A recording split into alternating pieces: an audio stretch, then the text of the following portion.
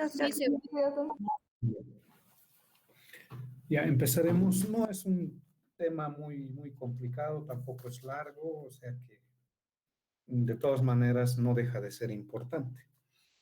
Es hipotiroidismo congénito, es una enfermedad metabólica en el recién nacido por una alteración a nivel del eje hipotálamo hipoficiario tiroideo, que como vamos a ver va a tener diferentes presentaciones.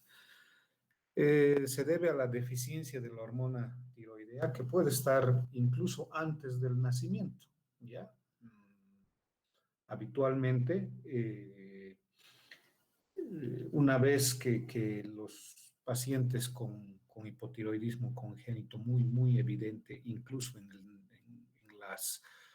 los primeros días de nacimiento, se puede reconocer fácilmente. Sin embargo, más del 95% de los casos, los niños teniendo o presentando hipotiroidismo congénito no tienen las manifestaciones clínicas clásicas de la enfermedad y por lo tanto no podríamos aseverar en ninguno de los casos la presencia o ausencia de la enfermedad, sino es con el tamizaje o screening neonatal que más adelante vamos a ver.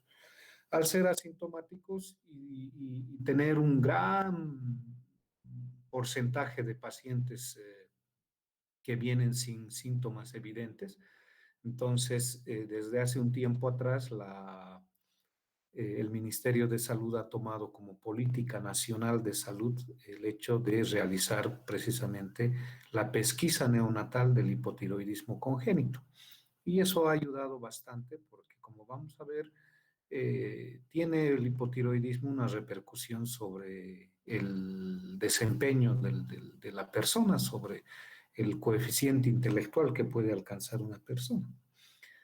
Y el hipotiroidismo congénito puede deberse a un hipotiroidismo primario, que se debe a alteraciones en la formación del embrión, una embriogénesis defectuosa, como es la agenesia tiroidea o la disgenesia tiroidea, que también son, en los casos graves, a veces los pacientes o los fetos no llegan a nacer por las alteraciones que pueda tener.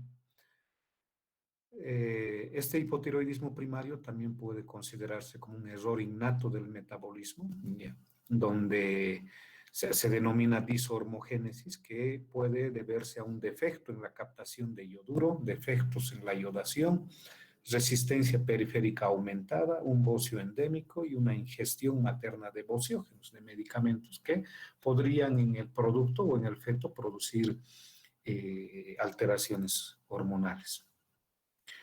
Luego viene el hipotiroidismo central que se debe a mutaciones genéticas, defectos congénitos de la línea media o lesión en el nacimiento. A veces hay partos traumáticos tan importantes, sobre todo en aquellos pacientes prematuros extremos o de muy bajo peso al nacer, que por diversas circunstancias el parto no es de manera controlada, el nacimiento no es de manera controlada y eso puede producir trauma de parto importante y eso finalmente conducirnos a un hipotiroidismo central.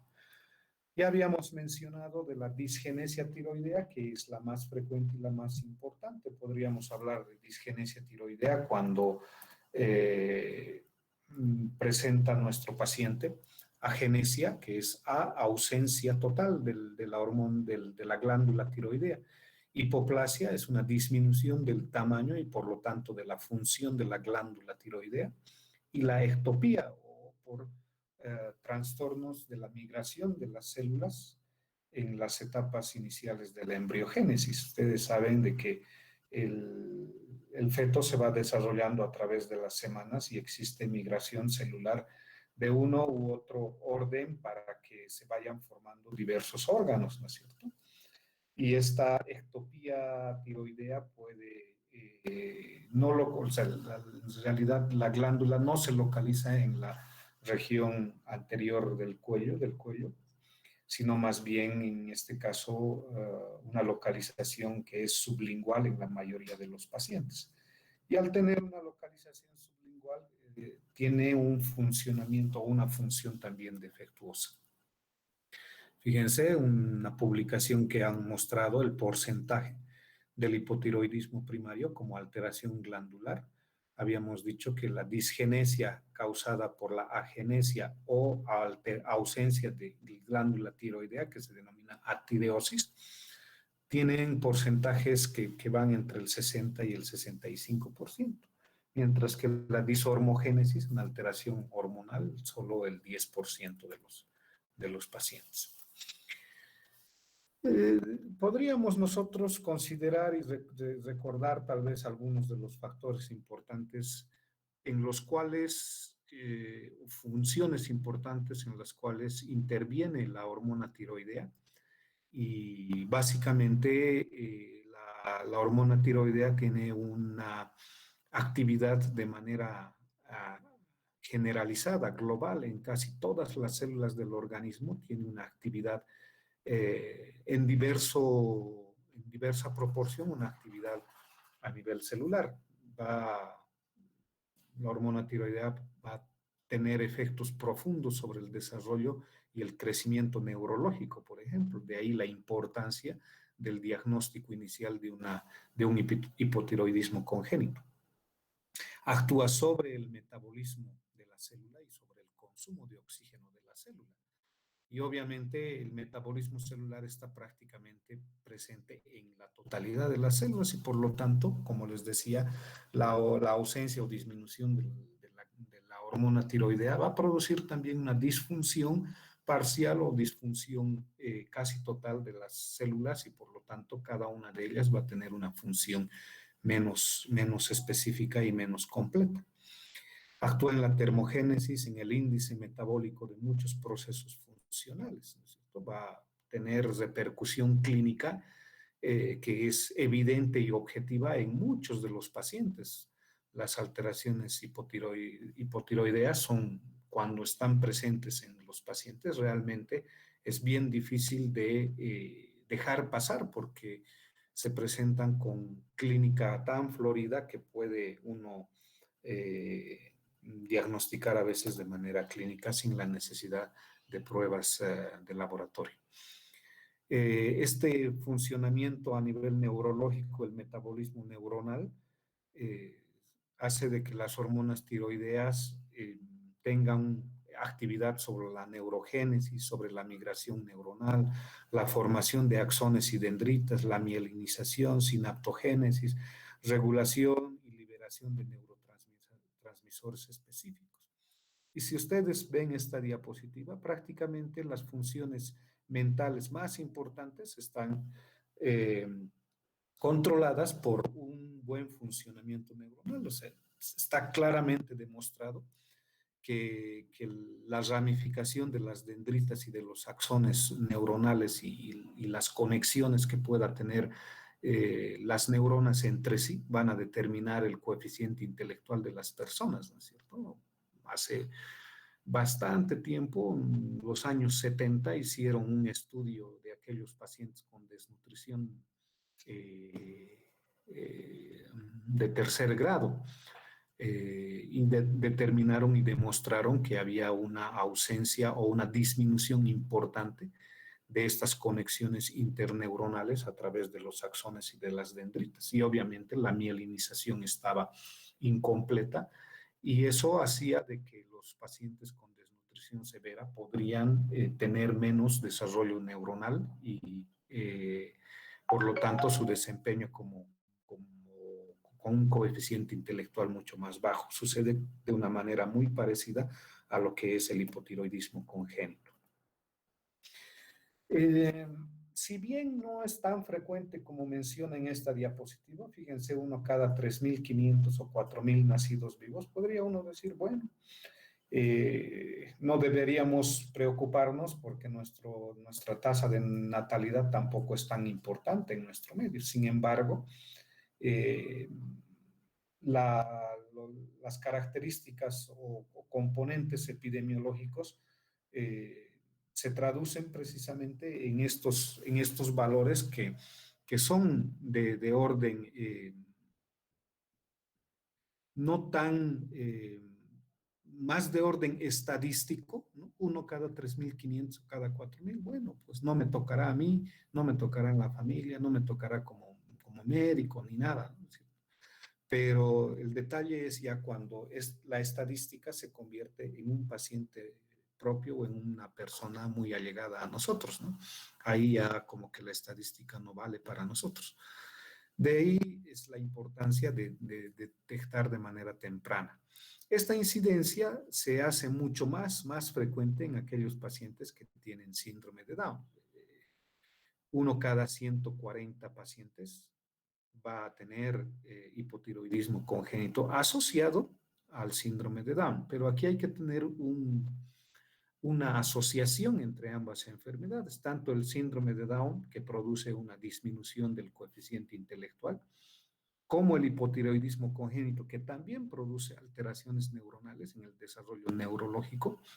Entonces, sumados los dos, podrían tener graves repercusiones en el desarrollo mental de nuestros pacientes. Por lo tanto, hay que, en todo paciente que tenga trisomía 21, es necesario, una condición muy necesaria, el hecho de realizar las pruebas para descartar hipotiroidismo congénito y hacer pruebas posteriores para detectar de manera temprana un hipotiroidismo adquirido.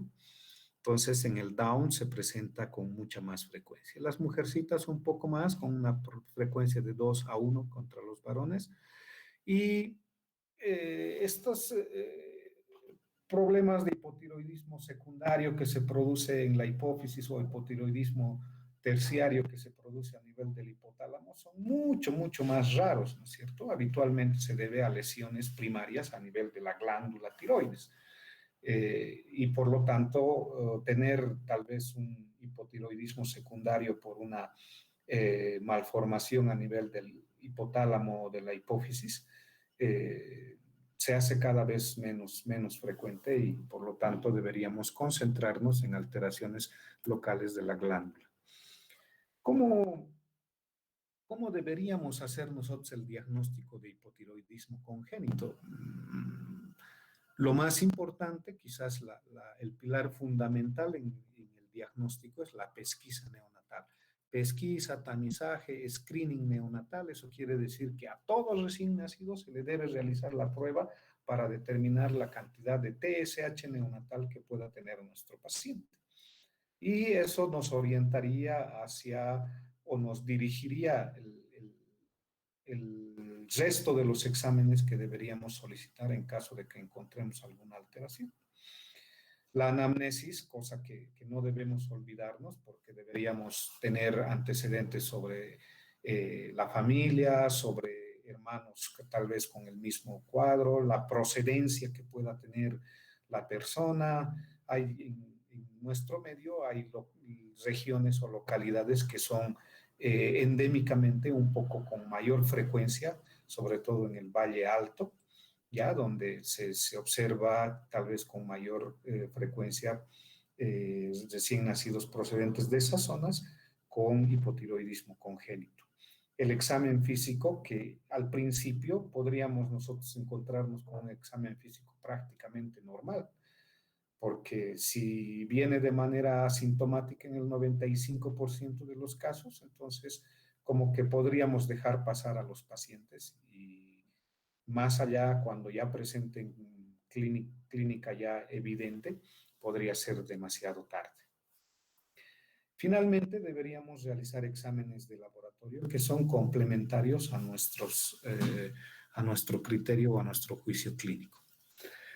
¿Cómo se realiza el tamizaje neonatal o la prueba del talón o la muestra de sangre de talón que han debido escuchar y que todos los recién nacidos necesariamente deben pasar por esto del tamizaje? Es una muestra de sangre capilar de punción del talón que se obtiene después del primer día hasta los primeros 5 días. O sea, recién nacido, antes del alta, después de un parto eutóxico, debería ser sometido al tamizaje neonatal, que se toma una muestra del talón y luego se lleva al papel filtro las cantidades, una cantidad de sangre y eso va a ser posteriormente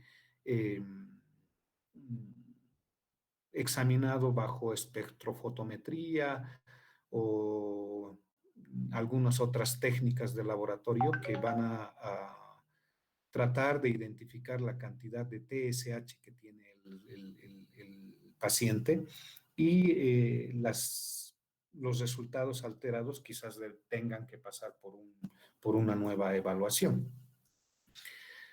Algunas cosas importantes del hipotiroidismo congénito es que deberíamos hacer el diagnóstico en los primeros 15 días de vida. O sea, todo paciente que antes de salir del hospital, de la sala de maternidad, debería realizarse la prueba del talón o, como sucede en algunos centros, se obtiene una muestra de sangre de cordón umbilical para que eso pueda ser evaluado en laboratorio y determinemos la cantidad de TSH neonatal. Precisamente, esta concentración de TSH se puede colocar en una gotita aplicada en el papel filtro. Si se detectan recién nacidos que tienen TSH neonatal elevada, deben ser sometidos a nuevas pruebas de laboratorio. En este caso, se debería pedir TSH en sangre periférica junto con T3, T4 y T4 libre. Y las alteraciones, como vamos a ver en una de las diapositivas, las alteraciones de una u otra fracción de la hormona van a significar alteraciones también en diferentes lugares del eje hipotálamo hipoficiario tiroideo. Entonces, eso es importante. A ver, los métodos van a encontrarse en el caso del TSH neonatal. Se puede detectar casi todos los casos de hipotiroidismo primario, que este hipotiroidismo primario que se debe a alteración a nivel de la glándula es el único que va a producir mayor probabilidad de retraso mental. Si bien la mayoría de las publicaciones indican que el TSH neonatal más de 50 miliunidades por litro es altamente sugestivo de hipotiroidismo congénito. Hay algunas publicaciones que indican que si nos sale en una muestra la cantidad de 20 a 40 miliunidades por litro de TSH neonatal, deberíamos repetir la prueba luego de una semana o máximo 2 semanas para estar seguros de que esa cantidad de TSH neonatal, de hormona tiroestimulante, no esté elevada y que podría ser tal vez un falso negativo, ¿no? O un falso positivo en este caso. Pero la Academia Americana de Pediatría, por ejemplo, indica de que con valores de 40 a 50 miliunidades por litro, prácticamente el diagnóstico de hipotiroidismo congénito primario es un hecho y debería ser evaluado en las otras fracciones de la hormona para determinar qué tipo de alteración tiene e instaurar lo más antes posible el tratamiento con reemplazo hormonal. Y precisamente, fíjense lo que les decía, quizás esta diapositiva es mucho más de especialidad y de subespecialidad. O sea, ahorita hay endocrinología pediátrica, ¿no es cierto? Y posteriormente tal vez endocrinología neonatal para determinar exactamente cuál sería la alteración conforme vayamos teniendo valores anormales en la TSH, en la T3, T4, T4 libre, y hay algunas combinaciones de estos que nos van a identificar quizás una alteración específica. Esto es solo para demostrarles de que existe la gran cantidad de posibilidades que deben partir con el tamizaje neonatal y la identificación de aquellos pacientes que tienen TSH neonatal elevada. Ya después de eso, como objetivo eh, de la clase y del perfil del médico general es que identifiquemos a estos pacientes para derivarlos de manera oportuna ante el endocrinólogo o al neonatólogo para que haga el seguimiento y luego empiece el tratamiento, ¿no es cierto? Porque es diferente el tratamiento dependiendo de qué fracción de la hormona está alterada o en qué sitio se presenta la lesión o alteración. La técnica, cómo deberíamos tomar la prueba del talón, fíjense, aquí determina gráficamente los sitios donde se puede realizar la punción, ¿ya? Y bueno, hay este equipo que se obtiene en todos los centros de salud. Podríamos utilizar una aguja hipodérmica y luego en 5 lugares se debe aplicar una gotita en el papel filtro. Esto debe ser conservado a una temperatura de 15 grados o por debajo de 15 grados, ¿ya?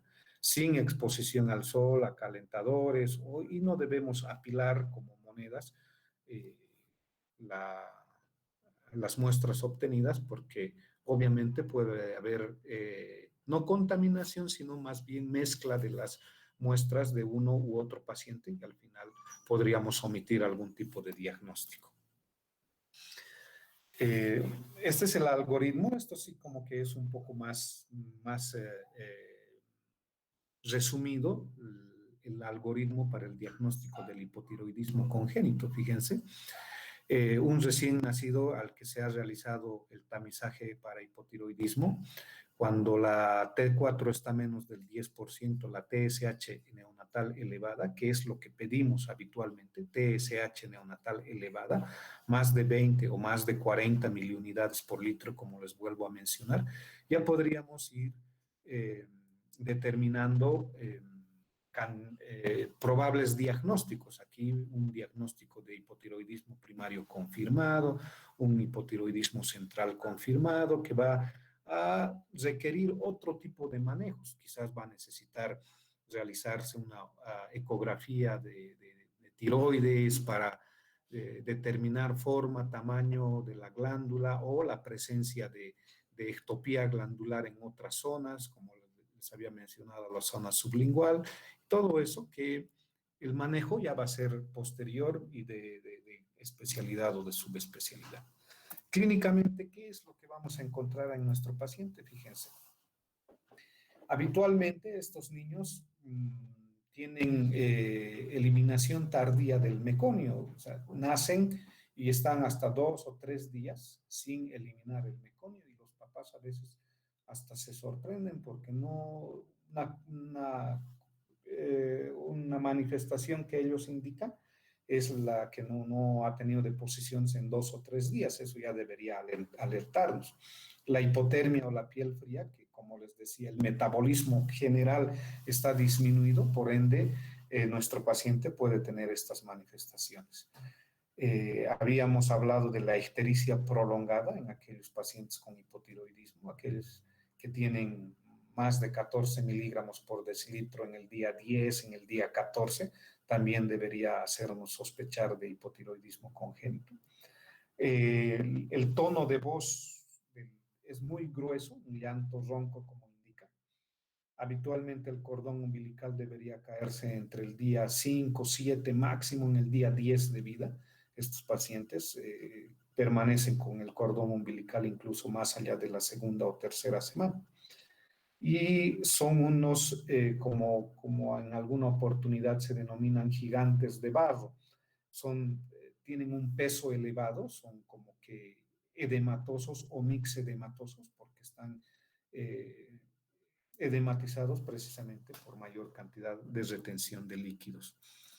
Hay en las etapas iniciales, en los primeros meses, hay una disminución del apetito, se alimentan de manera difícil, la succión es débil, el llanto ronco, hay estreñimiento, duermen bastante, no ofrecen gesticulaciones típicas de los recién nacidos, ¿no es cierto?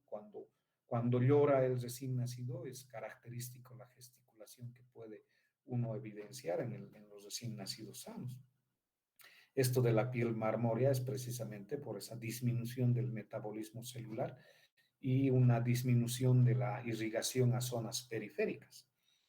Y eso, al tener un metabolismo celular disminuido, hay un deficiente aumento del peso. Son generalmente pacientes con poca ganancia de peso en los primeros meses. Al examen físico encontramos como una diástasis de los músculos rectos abdominales, una separación de los músculos rectos abdominales, que incluso esta diástasis puede ser tan importante que se puede confundir o simular una hernia de la pared abdominal, que en los casos importantes debe orientarnos hacia un hipotiroidismo severo.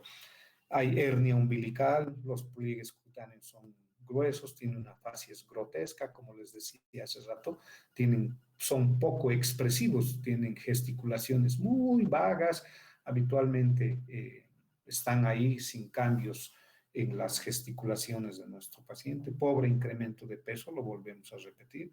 Hay un retardo en el desarrollo psicomotor. Ustedes saben de que existe la tabla de Denver, por ejemplo, donde mes tras mes existe el desarrollo de la motricidad fina, la motricidad gruesa, del desarrollo del lenguaje y todo eso que debe ser comparado con lo que es la tabla de Denver en relación al desarrollo de nuestro niño, y habitualmente hay un retardo del desarrollo psicomotor.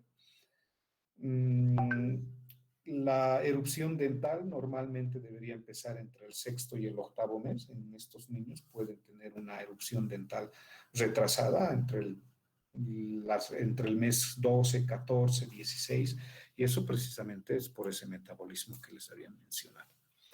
Aquí está algunos otros signos clínicos. La fontanela anterior, les había mencionado en alguna clase que la fontanela anterior bregmática puede estar abierta hasta el mes octavo, hasta el mes séptimo de vida, y luego va poco a poco disminuyendo la extensión de la fontanela. Sin embargo, en estos pacientes son fontanelas amplias, abiertas, y que también deberían orientarnos. Hay un hipertelorismo o un aumento del espacio interorbitario, macroglosia, la lengua muy grande, y el mixedema, que eso es típico de aquellos pacientes con alteraciones de la hormona tiroidea, como vamos a ver.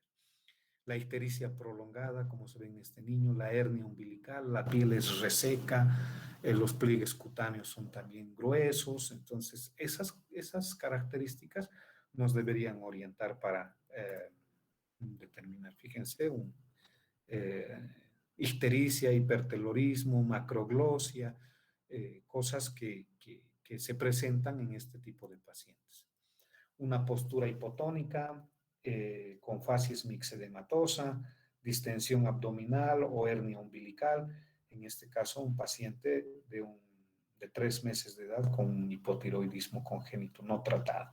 Y en este caso nos obliga a nosotros a que esta pesquisa tiene que ser de manera obligatoria en todos los niños, ¿no es cierto? Porque las condiciones sociodemográficas de nuestro país hace de que los pacientes puedan incluso tardar hasta los 2 meses e incluso más allá, a los 6 meses u 8 meses recién regresan a la primera consulta. No tienen ni vacunas, no tienen controles de peso, talla y desarrollo neurológico, y a veces tienen el problema de hipotiroidismo, y como no ha sido tratado, entonces van a tener las secuelas de la alteración hormonal. El cretinismo, pacientes que tienen estas características muy típicas, en el caso de hipotiroidismos congénitos no tratados en la edad adulta, donde ya se observa un cretinismo muy importante, ¿no es cierto? ¿Cuál es el objetivo del diagnóstico y tratamiento precoz? Es precisamente prevenir la discapacidad, disminuyendo el retraso madurativo y la lesión neuronal irreversible. Algunos artículos indicaban de que por mes que no recibe hormona tiroidea nuestro paciente puede tener una disminución del 20 puntos del coeficiente intelectual. Cada mes disminuye 20 puntos el coeficiente intelectual, o por lo menos no se desarrolla de la manera en la que habitualmente lo haría un niño sin problema tiroideo. Entonces, podríamos condenar a nuestro paciente a un retraso mental irreversible, porque no puede, una vez que ya está instaurado el retraso mental, por más de que iniciemos el tratamiento con hormona tiroideo, ese retraso mental va a ser irreversible. Deberíamos acompañar de manera inicial, en el manejo inicial del paciente, con algunos estudios complementarios como TSH neonatal, T3, T4, T4 libre. Podríamos enviar al especialista ya con una radiografía de los núcleos de crecimiento para determinar la edad ósea de nuestro paciente. Quizás ya un poco más específico, realizar con yodo 131 un centellograma tiroideo donde nos va a determinar zonas calientes y zonas frías para el diagnóstico de pobre captación de yodo o de captación ectópica de yodo, que también nos orientaría hacia el diagnóstico. Una vez que nosotros tenemos el diagnóstico instaurado, ya confirmado, deberíamos hacer el tratamiento con lo que denominan la hormona tiroidea externa, es levotiroxina o Eutirox, que vienen en tabletas de 100 microgramos. La forma del inicio del tratamiento puede, en las dosis iniciales, ir incrementando de manera progresiva, por lo menos eso es lo que indica algunas de las publicaciones. Indicaban de que debíamos empezar el tratamiento con 5 microgramos por kilo e ir aumentando progresivamente de 5 a 10 y de 10 a 15 y luego mantener en 15 microgramos por kilo, que es la dosis plena, para evitar que los pacientes tengan taquicardia. O sea, la hormona tiroidea, en el lado contrario de la moneda, por así decirlo, podríamos encontrar a un paciente con hipertiroidismo, va a tener las manifestaciones contrarias a lo que es el hipotiroidismo, ¿no es cierto? Este paciente tendrá piel seca, tendrá deposiciones muy frecuentes, tendrá taquicardia, que es una de las manifestaciones muy frecuentes. Entonces, en el caso de que a nuestro paciente, una vez iniciado el tratamiento, encontremos como efecto secundario de la medicación la taquicardia, podríamos disminuir la dosis hasta en un 50%. Si recordamos, una de las diapositivas decía de que el diagnóstico se debería hacer dentro de los primeros 14 días de vida. Si hacemos el diagnóstico en ese tiempo, iniciamos el tratamiento entre la semana 2 y semana 6, podríamos evitar de que nuestro paciente vaya a tener retraso mental irreversible y por lo tanto se desarrollan y crecen de manera normal, y eso es un éxito en relación al manejo de este tipo de pacientes. Y aquí está. Si no reciben tratamiento o reciben tratamiento de manera tardía, hay lesiones cerebrales irreversibles que comprometen el coeficiente intelectual, como lo hemos mencionado. Es una presentación que no es ya les había mencionado, no es tan extensa, pero sí es necesaria porque ahora todo recién nacido debería abandonar los hospitales o los centros de salud con la prueba de tiroides ya conocida para que se derive al paciente en el caso de que exista un hipotiroidismo evidente. Si tienen alguna pregunta o algo que quieran, que tengan duda o algo.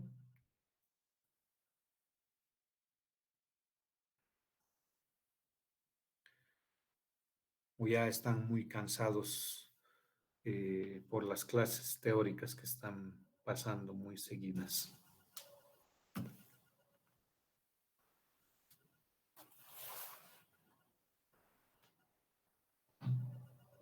A ver dónde están mis estudiantes. No han entrado mis estudiantes, creo. Ahí está Magdalena. Magdalena, ¿qué opinas? Que no están, como les digo, gracias a lo que es la detección temprana de hipotiroidismo congénito, está disminuyendo. Ahora, sí, todavía existe y ustedes en el área en la especialidad de obstetricia han debido llevar de que todavía existen partos domiciliarios, ¿no es cierto? Partos no atendidos por el personal de salud o los partos de aquellas personas de zonas muy, muy alejadas de nuestro país, en los cuales no se realiza el tamizaje neonatal o se tiene la dificultad de acceder al laboratorio para poder realizar las pruebas y detectar de manera temprana. Sin embargo, desde hace ya bastante tiempo, será un poco más de 10 años que se realiza la detección temprana de hipotiroidismo congénito como política de salud, que en realidad se hacía pruebas de TSH neonatal desde hace décadas en nuestro país, obviamente que no entraba dentro de lo que es el Seguro Universal de Salud que es ahora, pero de todas maneras ahora ya se detecta de manera más temprana y se realiza el tratamiento. Una vez realizado el tratamiento, los resultados son formidables, no hay pacientes con lesiones neuronales permanentes y eso es lo que debería ser como objetivo de esta clase, es precisamente eso, ¿no? El hecho de que tengamos en mente que todo paciente en sus primeros días de vida debe de identificarse si existe o no alteración de la hormona tiroidea. Entonces, ya pasada esta clase, para el examen del segundo parcial van a entrar algunas preguntas de hipotiroidismo como casos clínicos para que los puedan responder y estén al tanto de esto. Creo que conmigo tenemos el 12 de julio un tema de infecciones respiratorias bajas. Ese sería el último tema que vamos a ver, pero hasta esa época creo que eso ya entra para el examen final y no para este examen del segundo parcial. Si no hay preguntas, cuídense, manténganse sanos y asistan a sus clases virtuales y bueno, pues esperemos de que esta situación epidemiológica cambie y aparentemente sí, está mejorando. Bueno, esperemos de que así sea. Un gusto, chicos, y nos vemos hasta la siguiente clase. Que les vaya bien. Muchas gracias, doctor. Hasta luego. Gracias, doctor. Hasta luego. Gracias, Que les doctor. vaya bien. Que les vaya bien.